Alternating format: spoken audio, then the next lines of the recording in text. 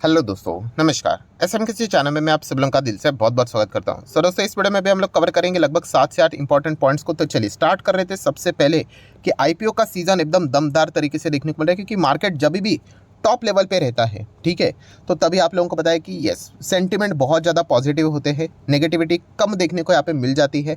बहुत सारे नए प्लेयर्स भी बाजार में जुड़ जाते हैं एंड इसके चलते जो आईपीओ को एक्चुअल भाव मिलना चाहिए था उससे ज़्यादा भाव भी यहाँ पे बाजार में मिल जाता है। सो डेफिनेटली बहुत सारे आईपीओस आप देख सकते हो ऑलरेडी आ चुके हैं, आने वाले समय में और भी यहाँ पे आ जाएंगे। सो एक और बड़ी कंपनी यहाँ पे अपना आईपीओ का प्लान कर रही है एंड वो है हीरो मोटर्स। यस दोस्तों, हीरो मोटर्स की भी अगर हम लोग बात करें तो वो भी लगभग 1500 करोड़ बाजार से जुटाने की यहाँ पे बातचीत कर रही है। इससे रिलेटेड उन्होंने कुछ बैंकर्स भी यहाँ पे अपॉइंट यहाँ पे कर दिए सोर्सेज के जरिए ऑब्वियसली, बट आने वाले कुछ ही दिनों में आप लोगों को शायद से ऑफिशियल खबर भी सामने आते हुए देखने को यहाँ पे मिल सकती है कि हीरो मोटर्स का भी 1500 करोड़ का आईपीओ आप लोगों को देखने को यहाँ पे मिल सकता है। डन, हम लोग यहाँ पे बात करेंगे दोस्तों तो यस, ओलेक्ट्रा ग्रीन टेक। सो ओलेक्ट्रा ग्रीन टेक कुछ दिनों पहले थोड़ा सा ओलेक्ट्रा रेड टेक की तरह काम करते हुए देखने को मिला था, मतलब लाल निशान में चल रहा था। अगर मैं 5 दिन का चार्ट पैटर्न दिखा दूं तो ठीक है, लगभग 20%, 17-20% गिरा था। सो आज के दिन की बात करें, वापस नाम की तरह ग्रीन होते हुए देखने को यहाँ पे मिला है और सर्किट लग चुका है। सो ये हो क्या रहा है बाजार में, तो दोस्तों आपने कल का वीडियो मेरा देखा होगा, ठीक है, तो उसमें मैंने रीज़न आप लोगों को बताया था कि ये गिरा क्यों था, उसके पीछे का ऑब्वियसली कोई ऑफिशियल खबर तो आप लोगों को इधर मिलेगी नहीं, बट यस, जो मार्केट में चीज़ें जो चलती है वो मैं आपके सामने रखने की कोशिश करता हूँ। तो कल की खबर मैंने आप लोगों को क्या बताई थी कि जो चाइना वाली जो कंपनी है BYD ऑटो, ठीक है, इलेक्ट्रिक व्हीकल से रिलेटेड काम करती है, वो इंडिया में आना चाह रही थी, ठीक है। बाद में अगर हम लोग गवर्नमेंट की बात करें तो उन्होंने रिजेक्ट कर दिया कि आप यहाँ पे इंडिया में अपना बिजनेस नहीं कर सकते करके, ठीक है। एंड इसी चीज़ के चलते हम लोग को ओलेक्ट्रा ग्रीन टेक में गिरावट देखने को मिली। क्यों गिरावट देखने को मिली? क्योंकि ये रिपोर्ट के जरिए खबरें सामने आ रही थी, क्योंकि कोई भी विदेशी कंपनी जब इंडिया में आती है उसको लोकल प्लेयर पकड़ना पड़ता है। लोकल मतलब भारतीय कंपनी पकड़नी पड़ती है। तो ओलेक्ट्रा ग्रीन टेक के साथ वो बिजनेस करने वाले थे।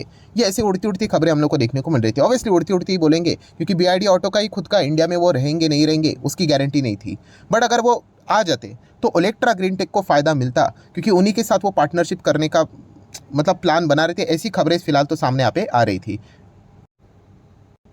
तो ठीक है, अभी तक की कहानी पता चली। तो आज क्यों भागा? तो दोस्तों वही खबरों का रिवर्सल हम लोग को होते हुए देखने को यहाँ पे मिल रहा है। क्या ये ऑफिशियल खबर है? कोई ऑफिशियल खबर नहीं। मतलब चलो मैं आपको बताना चाहूँगा एग्जैक्टली हुआ क्या है।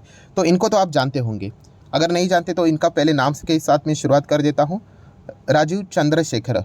सो राजीव चंद्रशेखर जी की अगर मैं यहाँ पे बात करूँ तो ये है कौन, तो ये भी आप लोगों को यहाँ पे पता होना चाहिए। तो yes, minister of state for electronics and information technology. तो इससे रिलेटेड ये काम करते हुए देखने को आप मिल जाते हैं एंड उनका एक बयान हमारे सामने आते हुए देखने को मिल चुका है, ठीक है। तो आप देख सकते हो उनका बयान क्या है यहाँ, ये बयान ऑफिशियल है। ये उन्होंने बात यहाँ पे बोली है कि India is open to doing business with Chinese companies. तो उन्होंने वापस ये बोलकर कहानी में ट्विस्ट यहाँ पे डाल दिया। चाइनीज़ कंपनी मतलब वही, ये थोड़ा सा दुनिया में हम लोगों को ये बहुत ज़्यादा चर्चा चलते हुए देखने को मिली कि BYD ऑटो, मतलब मैं बताना चाहूँगा दोस्तों, टेस्ला जितनी बड़ी है ना इलेक्ट्रिक व्हीकल में, उतनी वो बड़ी कंपनी है, ठीक है। मतलब टेस्ला के कोई पसीने इंटरनेशनल मार्केट में कोई छुड़ाता है तो BYD ऑटो ही छुड़ाता है एंड इंडिया ने उनको रिजेक्ट किया। ये हम लोग को इंटरनेशनल एक खबर घूमते हुए देखने को यहाँ पे मिली है। तो इसके चलते ये बातें बहुत ज़्यादा देखने को मिली। तो उन्होंने यही बात बोली है कि हम किसी के अगेंस्ट नहीं है। उन्होंने एक ही चीज़ बोली है कि वो यहाँ पे आ सकते, नाम नहीं लिया उन्होंने BYD ऑटो का। उन्होंने कहा कि चाइनीज़ कंपनियाँ इंडिया में आ सकती है, बिजनेस भी कर सकती है, बट येस, वो लॉफुली बिजनेस उन्होंने यहाँ पे करना चाहिए, जो इंडियन लॉ है उनको फॉलो करना चाहिए। ये बात उन्होंने यहाँ पे बोली है। मतलब क्या है कि BYD ऑटो अगर ये चीज़ बता देती है कि हाँ भाई हम इंडिया में लॉफुली बिजनेस करने के रेडी है, ऐसा तो बोलता कोई नहीं है कि हम लोग लॉ को नहीं मानेंगे, बट येस, आपको पता ही है चाइना की कंपनी के बिजनेस करने का तरीका कैसे होता है। डेटा को कैच कर लेना, बहुत सारी चीज़ों को मतलब लूप होल ढूंढ कर गड़बड़ कर लेना। बट जैसी ही खबर सामने आ गई कि एक मिनिस्टर जी की ओर से कि नहीं, हम यहाँ पे डील कर सकते, अगर वो हमारे टर्म्स एंड कंडीशंस के हिसाब से वर्क करने के लिए रेडी है तो हम भी रेडी है करके, तो इसी चीज़ के चलते क्या क्रिएट हो गया, यस, एक वापस उम्मीद की किरण क्रिएट हो गई। कोई ऑफिशियल खबर आई नहीं अभी तक, किसी ने हाँ बोला नहीं, कुछ भी नहीं, बट यस, मार्केट ऐसा ही चलता है। तो इसी चीज़ के चलते क्या हो गया कि ओलेक्ट्रा ग्रीन टेक में हम लोग को वापस हरा निशान देखने को यहाँ पे मिला है। क्योंकि देखा गया तो इंडिया बहुत बड़ा मार्केट है, आप सभी लोगों को पता है। 150 बिलियन, कितने 150 करोड़ के आसपास की आबादी हम लोगों की होती हुई देखने को यहाँ पे मिल जाएगी। सो टेस्ला पकड़े या फिर BYD ऑटो पकड़े, हर कोई यहाँ पे इंडिया में आके बिजनेस करना पसंद करेगा ही करेगा। सो BYD ऑटो मुझे ऐसा लगता है कि अपॉर्चुनिटी को छोड़ेगा नहीं, इंडिया में यहाँ पे आ सकते हैं। ये मेरा कोई रिकमेंडेशन है, मैं अगेन कहना चाहूँगा। वैसे तो ओलेक्ट्रा ग्रीन टेक कंपनी है फैंटास्टिक, लॉन्ग टर्म के लिए बहुत अच्छा खासा रिटर्न बनाकर दे सकती है। जो यहाँ पे शॉर्ट टर्म के लिए आएगा एंड जिसका नज़रिया छोटा रहेगा वो यहाँ पे अटक जाएगा। आप देख सकते हैं 5-5 साल में कितना है, 600% की रिटर्न्स। बट वो भी कब बने कि कंपनी बाद में रॉकेट की तरह भागी। ऐसे बहुत सारे इनको ऑर्डर्स मिलते रहेंगे, बट इतना टॉर्चर झेलने की आदत होनी चाहिए कि लगातार ये स्टॉक नीचे नीचे ही जाएगा। बट जिस दिन ऑर्डर का खबर आ गया, दैट्स इट, बड़ा धमाका होगा। जैसे कि हाल ही में ही हम लोगों ने देखा था कि 10,000 करोड़ का ऑर्डर मिला था। आने वाले समय में ऐसे और भी ऑर्डर्स अलग अलग स्टेट से आएंगे ही। ऐसी बात नहीं कि उनका ये और आखिरी ऑर्डर था करके, बट वो पॉइंट झेलना आना चाहिए। कौन सा कि यहाँ से कंपनी यहाँ तक गई, बाद में आप देख सकते हैं 50-50, 60-60% का ये गिरावट दिखा देती है। ठीक है, तो फिलहाल ये तो खबरों के चलती है, चीज़ें प्लस माइनस हो रही है। कल जाके अगर वापस सरकार बोल देती कि नहीं नहीं हमें चाइना के साथ जाना ही नहीं है, तो वापस ये लोअर सर्किट में आ जाएगा। तो इस प्रकार की चीज़ें हम लोग को देखने को मिल जाती है। इसमें ट्रेडर लोग यहाँ पे, छोटे जो ट्रेडर होते हैं ना, वो ट्रैप यहाँ पे हो जाते हैं। बड़े ट्रेडर तो पैसा छाप लेते हैं, क्योंकि उन्हीं के बाइंग सेलिंग के चलते मोमेंटम हम लोग को बनते हुए देखने को मिल जाता है। ठीक है, अभी देख लेते हैं आगे जाके क्या होता है। जो भी खबर आएगी वही मैं आप लोगों को बताऊंगा। मुझे नहीं लगता कि ये खबर आपको कोई वेबसाइट के ऊपर इजीली यहाँ पे अवेलेबल रहेगी, क्योंकि ये सारी चीज़ें आप लोगों को सरकार के ओर से ट्रैक करनी पड़ती है। चलो ठीक है, आ जाते हैं नेक्स्ट स्टॉक के ऊपर। बिल्कुल नॉर्मल चल रहा था, देन सडनली एकदम ज़बरदस्त क्रैश हुआ। ऐसे बहुत सारे स्टॉक्स के साथ हो रहा है। क्यों? यस, एक ही रीज़न है, Q1 के रिजल्ट। जैसे रिजल्ट सामने आ गया, स्टॉक में ज़बरदस्त गिरावट देखने को मिली। कंपनी का नाम है दीपक फर्टिलाइजर। यस, ओवरऑल अगर देखा गया दीपक फर्टिलाइजर ये कोई छोटी मोटी मतलब खराब कंपनी नहीं, डिसेंट कंपनी यहाँ पे। बट यस, जो नंबर्स थे, जो जिसका ओवर बाजार ने किया, उनको फटाफट वो नंबर अच्छे नहीं लगे। इसी चीज़ के चलते जिन ट्रेडर्स ने ये उम्मीद के चलते पैसा डाला था कि अच्छे नंबर आएंगे और तेज़ी आएगी, इसके चलते हम लोग प्रॉफिट बुकिंग हायर लेवल पे करेंगे, तो वैसे उनके नंबर्स देखने को नहीं मिले, तो उन्होंने वहीं पे प्रॉफिट बुकिंग कर दी। तो इसी चीज़ के चलते प्रॉफिट बुकिंग या फिर आप बोल सकते हैं एग्जिट कर दिया, तो 6.5% की गिरावट देखने को यहाँ पे मिल चुकी है। सो ओवरऑल अगर हम लोग यहाँ पे कॉन्टेक्स्ट की बात करें तो दीपक फर्टिलाइजर ये कोई खराब कंपनी नहीं है। हाँ, वॉलेटिलिटी बहुत ज़्यादा देखने को मिल जाती है, बट ओवरऑल फर्टिलाइजर सेक्टर में इनका परफॉर्मेंस ठीक ठाक देखने को मिल जाता है। नेक्स्ट अगर हम लोग बात करेंगे दोस्तों, तो अगेन सुज़लॉन एनर्जी सर्किट में ही चलते हैं दोस्तों, इसमें कोई बड़ी बात नहीं है। अपर सर्किट भी चलते हैं तो लोअर सर्किट भी ही आएंगे। ठीक है, जो स्टॉक नॉर्मल ऊपर जाता है ऐसा ट्रेडिंग करके, तो वो नीचे भी ट्रेडिंग करके ही आता है। बट अगर हम लोग जो स्टॉक सर्किट के साथ ऊपर जाते हैं, हाँ, तो उनकी गिरावट भी वैसी कुछ हम लोग को देखने को यहाँ पे मिल जाती है। सर ये कब वापस सर्किट खुलेगा किसी को भी नहीं पता, हो सकता है कल के दिन भी खुले, हो सकता है एक हफ्ते तक ये चले। तो ये पूरा मतलब बोलते हैं ना, जो मैं बार बार कहता हूँ, लक के हिसाब से चलने वाली ये चीज़ें हैं। अगर आपका लक अच्छा है, ठीक है, तो हो सकता है ये 18 का 30 भी हो जाए।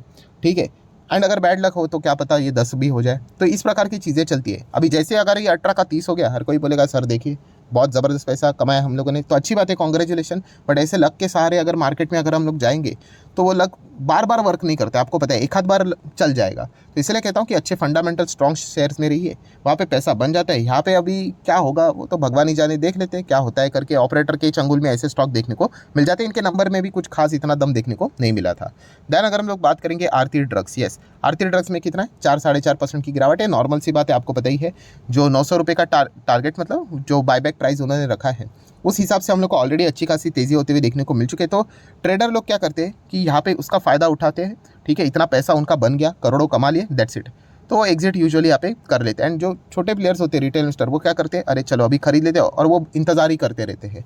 तो ऐसा नहीं करना है दोस्तों, सिचुएशन समझना है। Trading activity and investing activity ये दो अलग अलग चीज़ होती है। सो ये बोनस बायबैक स्प्लिट डिविडेंड ये जो चीज़ें होती है, वो एक ट्रेडर के लिए हमेशा ट्रेडिंग एक्टिविटी ही रहती है।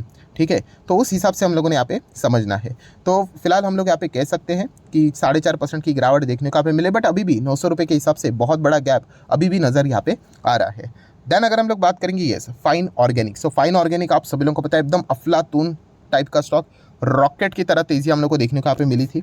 आप यहाँ पे चेक कर सकते हो, लेफ्ट टू राइट अगर मैं कैलकुलेट भी कर दूँ, 700 से 800% की दमदार रिटर्न्स यहाँ पे स्टॉक ने यहाँ पे दिखाए थे। सो आज नहीं तो कल, आपको जैसे मैंने बहुत बार बताया था कि इसका भी टाइम आएगा, 30-40-45% ये गिरेगा। एंड अभी आप देख सकते हो अच्छी खासी गिरावट देखने को यहाँ पे मिली है। कोई बड़ी बात नहीं है, मार्केट में अगर आप टिकोगे बहुत समय के बाद तो आपको भी ये चीज़ें पता चल जाएगी। एनीवेज, आज के दिन ये फोकस में क्यों था, क्योंकि इसके Q1 के नंबर्स हम लोग को देखने को यहाँ पे मिलने वाले थे। शायद से नंबर अभी बाजार क्लोज हो जाने के बाद आए, तो कल के दिन नंबर्स के प्रति रिएक्शन देखने को मिलेगा।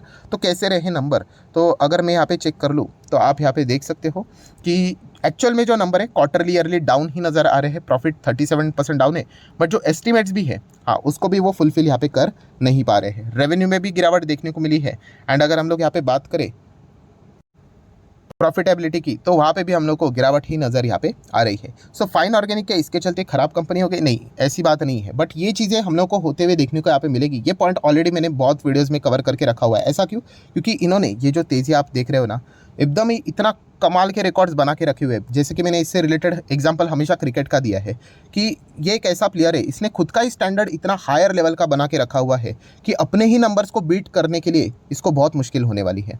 मतलब बोलते हैं ना कि कुछ रिकॉर्ड्स होते हैं क्रिकेट में, कि जैसे कि अभी रोहित शर्मा का रिकॉर्ड पकड़ लीजिए, आई होप 264 ऐसे ही कुछ उन्होंने ओडीआई में स्कोर किया था, राइट।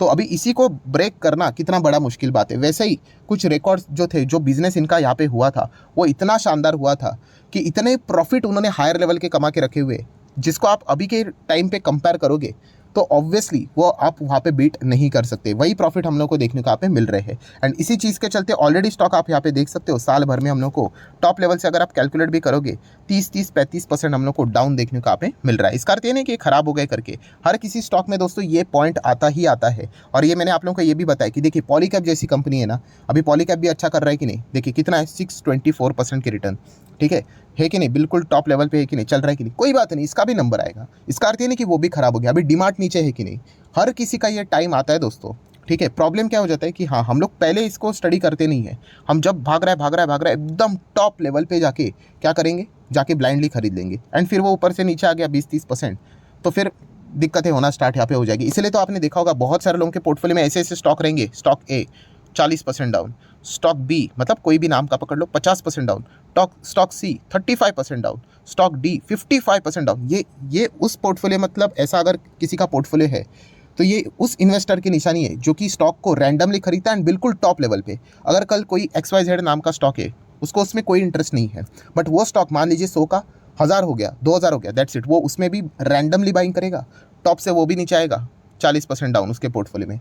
तो ये गलतियां बहुत सारे रिटेल इन्वेस्टर करते हैं, सिर्फ तेज़ी देख ली और इन्वेस्ट कर लिया, ठीक है। देखिए इन्वेस्ट करना पाप नहीं होता है, बट स्ट्रैटेजी होती है। अगर आपको इतना टॉप लेवल पे खरीदना है ना, छोटा सा क्वांटिटी खरीदो, एंड अगर आपको बड़ा ही क्वांटिटी के साथ खरीदना है तो कुछ रीजंस होने चाहिए। जैसे कि कुछ लोग होते हैं जो कि बिजनेस को देखकर डिसीजन लेते हैं कि हाँ, ये कंपनी आने वाले समय में इतना बहुत अच्छा करेगी, तो इसलिए मैं 5-5, 10-10 साल इसमें होल्ड करने के लिए रेडी हूँ, क्योंकि ऑब्वियसली 5-10 साल के बाद ये कंपनियाँ यहाँ पे नहीं होगी, बहुत ऊपर होगी। तो ऐसा सेंसिबल जो डिसीजन लेता है, ऑब्वियसली वो मेरे वीडियोस तो देखेगा नहीं। सो जो बिगनर लेवल के लोग होते हैं वो क्या करते हैं, हाँ बिल्कुल, जो स्टॉक टॉप पे चलता है ना दोस्तों, उसके कमेंट यहाँ पे आना स्टार्ट यहाँ पे हो जाते हैं। एंड अगेन कहना चाहूँगा, ये सारी चीज़ें हम लोग को हर किसी स्टॉक में देखने को मिलेगी कि स्टेज 1, स्टेज 2 एंड स्टेज 3 आएगा ही आएगा।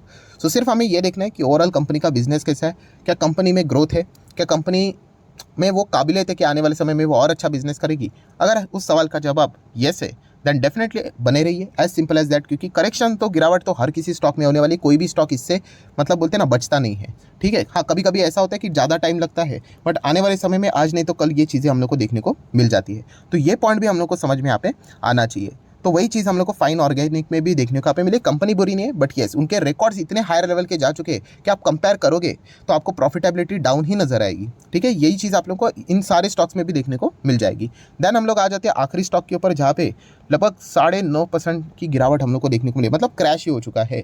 सो कंपनी है कैन फिन होम लिमिटेड। सो ऐसा क्या हो गया यहाँ पे, क्रैश होने के पीछे का रीज़न क्या है? तो दोस्तों कंपनी में हम लोगों को फ्रॉड होते हुए देखने को मिले। अभी फ्रॉड कितने का है? 38 करोड़। अभी 38 करोड़ के फ्रॉड से मतलब गलत मत समझ लेना मेरा स्टेटमेंट, इतना कुछ फर्क नहीं पड़ता, बट फिर भी फ्रॉड तो फ्रॉड है। इसका अर्थ ये नहीं कि चलो सेलिब्रेट कर ले करके। सो 38 करोड़ का फ्रॉड है, ठीक है। तो ये किसने किया होगा? ऑब्वियसली यहाँ पे इतना सा फ्रॉड है तो मतलब एम्प्लॉय लेवल का ही फ्रॉड रहता है। ये देखिए यहाँ पे 3 एम्प्लॉयज़ ने कुछ तो यहाँ पे फ्रॉड किया है। क्या फ्रॉड किया है उन्होंने? जो कंपनी का पैसा है वो उन्होंने अपने पर्सनल बैंक अकाउंट में ट्रांसफ़र किया है। तो ऑब्वियसली ये गलत चीज़ है। तो इस चीज़ की सज़ा यहाँ पे स्टॉक को यहाँ पे मिल चुकी है 9-9.5%। बट इसका अर्थ ये नहीं कि कंपनी तबाह हो जाएगी करके। हाँ, कंपनी कब तबाह हो जाती है? जब मैनेजमेंट लेवल के फ्रॉड होते हैं, कि कंपनी के जो टॉप लेवल के बोर्ड्स में जो बैठकर गड़बड़ी करते हैं। Best example DHFL, best example yes bank, कि सीधा स्टॉक ही खत्म, ठीक है। तो ये एम्प्लॉय लेवल की फ्रॉड देखने को मिल रही है। तो इसके चलते मतलब डरने की जरूरत नहीं। वैसे तो कैन फिन होम मेरे पास तो यहाँ पे नहीं है, ठीक है। इसके प्रमोटर भी कैनरा बैंक देखने को मिल जाते हैं, सरकार के अंडर कंट्रोल यहाँ पे आ जाता है। बट फिर भी स्टडी पर्पज़ के लिए इतना कहना चाहूँगा कि हर एक फ्रॉड को सेम मत समझ लेना। जो एम्प्लॉय लेवल का फ्रॉड होता है, ठीक है, उसको रेक्टिफाई किया जाता है, करेक्ट किया जाता है। मैनेजमेंट लेवल फ्रॉड को करेक्ट करना ऑलमोस्ट नेक्स्ट टू इम्पॉसिबल होता है। उसका खामियाजा शेयर होल्डर को बहुत बुरी तरीके से झेलना पड़ता है। सो ये एम्प्लॉय लेवल फ्रॉड है, तो उसकी सज़ा मुझे लगता है कि इस हिसाब से देखने को मिले। हाँ, अगर भविष्य में अगर कुछ ये पता चला कि इसमें मैनेजमेंट भी इन्वॉल्व थे, तो जाके सीरियस कॉन्सिक्वेंसेस होते हुए देखने को मिल सकते हैं। बट फिलहाल तो ऐसी कोई भी खबर सामने नहीं है। सो आशा करता हूं दोस्तों वीडियो हेल्पफुल लगा होगा तो जरूर लाइक एंड शेयर कर देना। एंड डीमैट अकाउंट अगर आपने अभी तक ओपन नहीं किया तो लिंक नीचे डिस्क्रिप्शन में 25 वीडियो की लिस्ट आपको फ्री ऑफ कॉस्ट मिल जाएगी। आपका नाम कौन सा अकाउंट आपने लिंक के थ्रू ओपन किया प्रॉपर्ली कमेंट सेक्शन में बता देना। So that's it, thank you very much दोस्तों, we will be meeting are तब तक के लिए बाय बाय।